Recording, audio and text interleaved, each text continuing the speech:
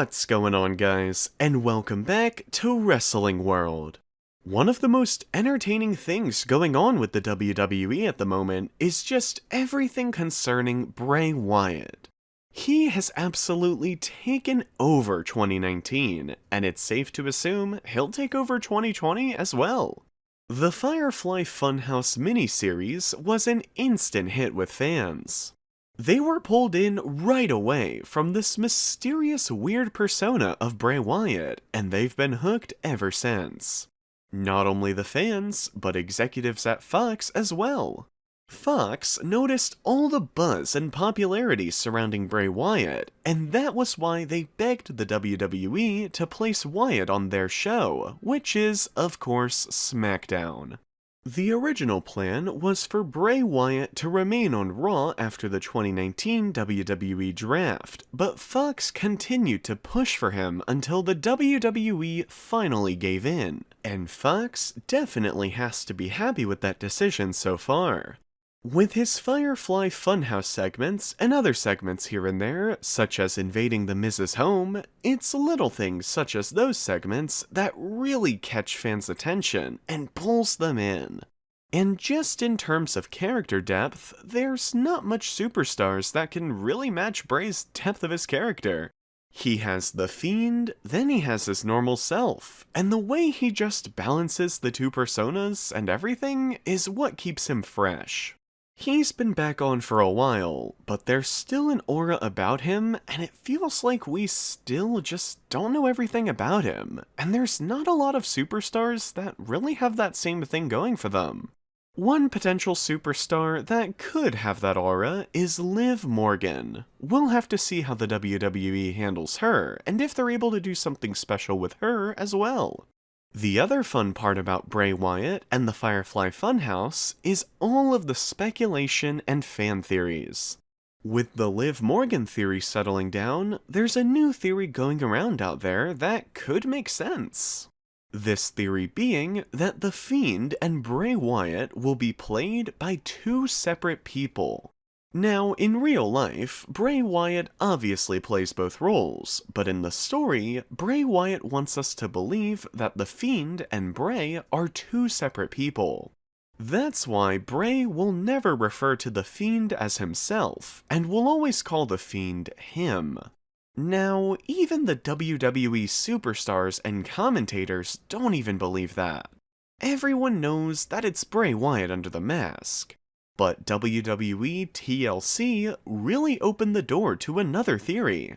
It seems that Bray Wyatt is working for the Fiend in a sense. We saw after Bray defeated The Miz, the Fiend popped up on the Tron, and it was like if Bray was taking orders from the Fiend on what to do next, but his plans were cut short due to Daniel Bryan's return. Now, the Fiend and Bray Wyatt's backstory was actually revealed several years ago, but a lot of people never really noticed. As part of a Halloween special in 2015, the WWE uploaded Wyatt's ghost story. Bray talked about how his sister, Abigail, warned him about, quote, the man in the woods. Bray didn't listen to his sister and continued to go play in the woods. That's when he saw this man with a pale white face, yellow eyes, and long yellow hair. Does that remind you of anyone? Bray was describing the Fiend's physical appearance back in 2015. The story ends by the man in the woods extending his hand to Bray, showing him that he had his slingshot that Bray had lost while playing. Bray ran back to the house to tell Abigail the story on how the man in the woods had his slingshot. And she informed Bray that it's his slingshot too, because the man in the woods is Bray Wyatt. So, could we look at that story as the Fiend's origin story? It's definitely a possibility, and it explains how Bray Wyatt met the Fiend. Bray never explained what happened after his first encounter with the man, but let's take a guess and come up with a continuation for Bray's story.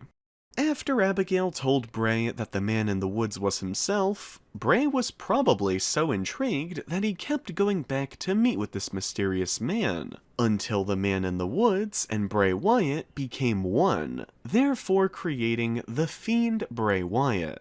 That could be used as a basic background story for the Fiend, and it helps support that idea of Bray Wyatt and the Fiend being two separate people.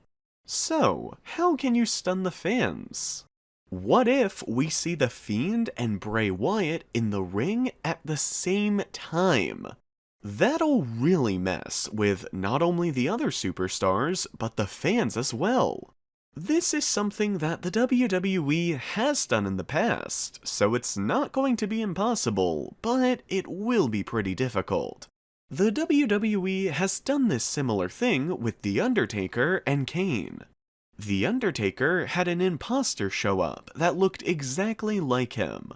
Same thing happened to Kane as well. So now that brings us to Bray and the Fiend. If the WWE is going to pull something off like that, it will be pretty hard. To pull this off, this other Fiend will have to have a similar body type, yellow hair, and be covered from the neck down, since they obviously won't have the same tattoos.